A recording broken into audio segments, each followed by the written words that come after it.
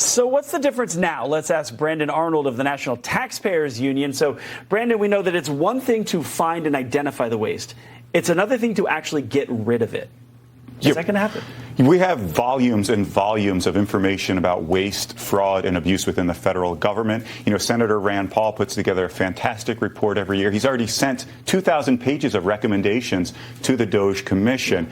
The really challenging part is once you find that waste, to have the ability to actually root it out, eliminate it. That's going to be the challenge.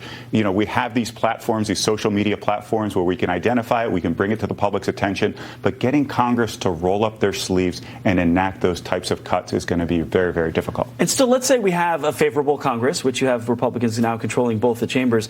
How long is this going to take to materialize? Because you can identify it. It'll take some time to get the report together. And then you can cut it. Let's say a favorable Congress does that. Then you have some time to implement it. So we're not talking about months. It could be a year or so. It could be a year. You know, I think a lot of what Elon Musk has talked about is efficiency improvements. And those can take place quicker if we can implement new technology, maybe integrate artificial intelligence into some of what government does. That can speed up efficiency and we could see benefits immediately. But you're right, in terms of getting that spending out of the equation, that's going to take some time. We all know the congressional appropriations process takes a long time. They often don't even do a budget each and every year. They often do an omnibus at the last minute, a Christmas tree omnibus.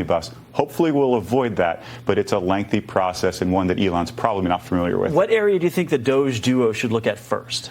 Improper payments. By some estimates, we spend over $500 billion on improper payments. Those are checks that go out the door to people that shouldn't be receiving them. Sometimes those are mistakes. Sometimes it's the case where we have fraud, people effectively stealing money from the federal government. There's a lot of waste there. There's a lot of room to save taxpayer resources. So the National Taxpayers Union advocates for fixing federal permitting rules. How does that save money?